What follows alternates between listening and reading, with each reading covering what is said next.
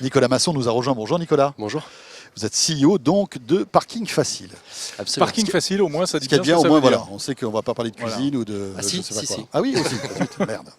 Pardon, zut, il ne faut pas dire des gros mots devant la caméra. Alors, Parking Facile, qu'est-ce que c'est? Alors c'est une application mobile qui propose aux automobilistes d'accéder à des parkings privés avec un simple téléphone. Donc effectivement c'est une appli, c'est aussi un serveur vocal pour les personnes qui n'utilisent pas d'application. Le concept étant de dématérialiser entièrement le contrôle d'accès. Donc pas de bip, pas de remise de bip, pas de remise de clé, aucun contrôle d'accès physique. Ce qui signifie donc qu'on va pouvoir louer des places de parking privées. Donc on est sur des places... privé, moi j'ai un box à la maison qui est vide la journée parce que je suis au travail, je vais pouvoir le louer. Exactement, vous allez pouvoir le louer. Alors, vous êtes particulier, du coup dans ce cas-là, on est en train justement dans notre développement maintenant de travailler avec des particuliers. Prioritairement, on s'est développé avec des bailleurs sociaux et avec des entreprises. Parce que c'était... Oui, parce que c'est peut-être plus simple. Voilà, exactement, puisqu'un seul interlocuteur pour un grand nombre de plus de parkings. places aussi disponibles. Voilà, exactement. Mais effectivement, maintenant, on travaille avec des particuliers. D'accord. Et donc c'est des locations pour de courtes durées, c'est-à-dire c'est vraiment du park sharing, enfin C'est du parc, exactement. Donc on propose plusieurs types j'ai de... du vocabulaire. Ah ouais, non, mais là, niveau franchement, parking, je suis incollable. moi. Ah ouais. Mais effectivement, voilà, on propose de tout. Donc de la courte durée, quelques heures, quelques jours, quelques semaines, également du mensuel, donc du mensuel plein et du mensuel partagé. Tout besoin est Est-ce que vous avez des stats là-dessus? Il y a combien de places de parking qui dorment vides? À l'échelle d'une métropole, Ouais. on estime qu'il y en a 2000. Et là où on a, en comparaison, 10 000 places de parking, à la fois en ouvrage et en voirie. Donc il y a 20%, on peut augmenter de 20% ce parc, seulement avec des places 100% vacantes. Alors qu'au-dessus, c'est saturé. Hein, enfin, Alors, Ah oui, exactement, en voirie, on est saturé. Mais là-dessus, on n'est que sur de la place vacante. Et après, en réalité, sur de la place qui serait partagée, donc typiquement, vous, la journée, quand vous partez, votre place qui est libre, là-dessus, on peut doubler le nombre de places, donc on peut être à 10 000. Enfin, c'est-à-dire par rapport aux 10 000 en offre publique. Nous, on estime qu'on peut doubler l'offre. Mais comment faites-vous pour autoriser quelqu'un à rentrer dans un parking qui est privé, malgré tout voilà. Ouais, s'il faut un bip pour entrer dans le Comment détecter que c'est la bonne parking personne? collectif. Enfin, expliquez-nous comment ça marche. Alors, on pose un boîtier connecté sur le portail. Donc ça, finalement, c'est invisible pour le client et dans l'expérience utilisateur. Oui, mais alors dans un immeuble, il faut l'avis de la copropriété. Exactement. Et c'est pour ça qu'on a commencé à travailler avec des bailleurs sociaux et des entreprises, et que maintenant on travaille avec des particuliers, puisqu'on a réussi à mettre ça en place dans quelques copropriétés.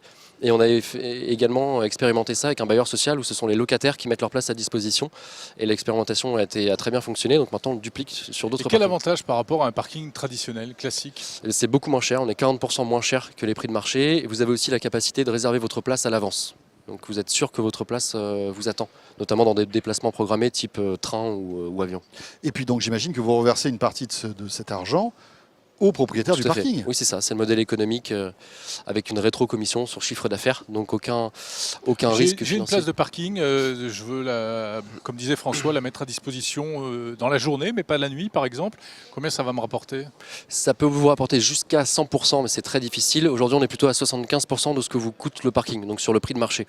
C'est-à-dire que si jamais votre parking coûte son prix de marché est de 100 € en mensuel plein, il peut vous rapporter, aujourd'hui c'est ce qu'on a à peu près en stade, 75 €. Ce qui est déjà pas mal. Ce qui efface de 75% votre coût de stationnement. Et vous en gardez l'utilisation néanmoins. Alors vous en êtes où aujourd'hui Parking Facile? Je crois que à Bordeaux ça fonctionne. Exactement. Et aujourd'hui justement, on fait notre ouverture nationale, donc où on ouvre 6 nouvelles villes, dont Strasbourg, Toulouse et Nantes. Et on a d'autres grandes villes, on a également Orléans, La Rochelle et j'en oublie une, Rouen. D'accord. Voilà, donc toutes ces villes-là sont aujourd'hui même en ouverture avec un nouveau site internet. Pas sur Paris. Non, c'est vrai qu'il n'y a pas de problème de stationnement. Voilà, exactement. Vous y travaillez, j'imagine. On y travaille exactement. Maintenant, on a aussi, il y a une concurrence qui est assez forte et donc on est dans une stratégie de renouvellement. Voilà, c'est la question que j'allais vous poser. Vous êtes sur un secteur où ça bouge beaucoup. Il y a beaucoup de startups, beaucoup d'innovations, beaucoup d'applications qui essayent de rendre ce genre de service. Oui, tout à fait. C'est difficile un petit peu de se démarquer, de faire son trou, j'allais dire. Alors, oui, dans un sens, non dans un autre. Disons que effectivement, il y a beaucoup de startups et c'est super parce que c'est très dynamique justement. Donc, on est sur de l'open data, on est sur de la mobilité en règle générale qui est en train d'évoluer et on s'inscrit tout à fait dans cette évolution-là. Maintenant, avec cette concurrence, on se retrouve aussi face à un marché qui est tout neuf avec plein de places de parking à prendre. Et finalement, pour prendre les places de parking, il faut prendre le marché. Voilà, exactement. Et donc finalement, c'est notre métier en ce moment et notre priorité.